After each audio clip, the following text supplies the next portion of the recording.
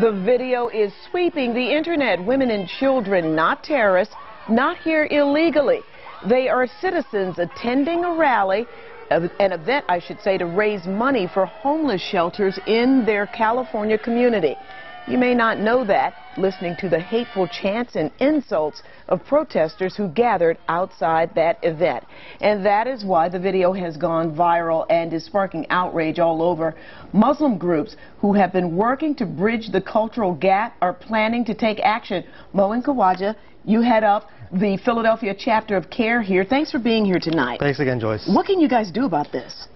Spread awareness. Our friends, my friends at CAIR-California, they heard of this protest was going to occur. They sent out a couple of guys with cameras, and they recorded this, and now it's spreading around the world. It's really important to spread awareness on this. A lot more protests of this nature have occurred, but they haven't been recorded, so many people weren't aware of this. It's happening a lot, and it's time to spread awareness on it. It makes your job a lot harder. You guys have been at this for a while. Have you had setbacks ever since there's been a kind of an anti-Muslim feeling among some Americans? Right. Well, the thing to point out about this protest, it was attended by Tea Party and GOP congressmen. And when elected officials show up at these things, they give their stamp of approval to say, hey, you know, this is okay. They might not have protested or participated in the really nasty stuff, but they were there in the early afternoon saying that gathering, that fundraiser was terrorism. But you know what? They claimed that there were a couple of imams there who carry a bit of controversy with them. Does that give them a right to be upset about this? Right. Well, everybody has the right to free speech, of course. And a lot of these events do start off when somebody has a problem with an imam saying something. But the fact is, if you look at the protesters, if you see the video on YouTube, which is everywhere, no one's speaking to the imams. They're yelling at 9-year-old kids, at families, calling them terrorists and telling them to go home. And the fact is, those families were home. They were raising money for home, for America, for homeless and women's shelters. But it is free speech, as you mentioned, whether you like it or not. Right, right. So what do you want to stop?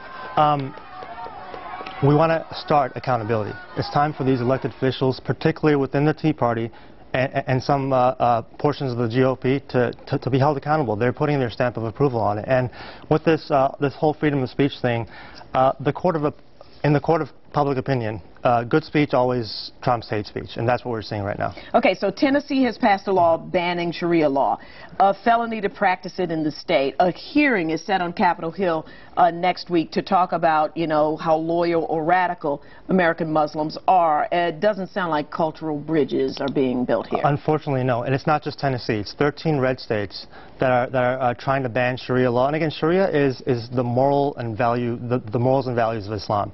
So in banning that, they would ban the religion of Islam, the practice of it.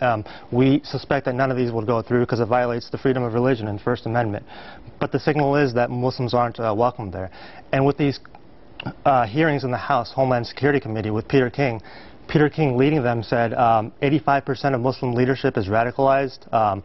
Muslims may not be Americans.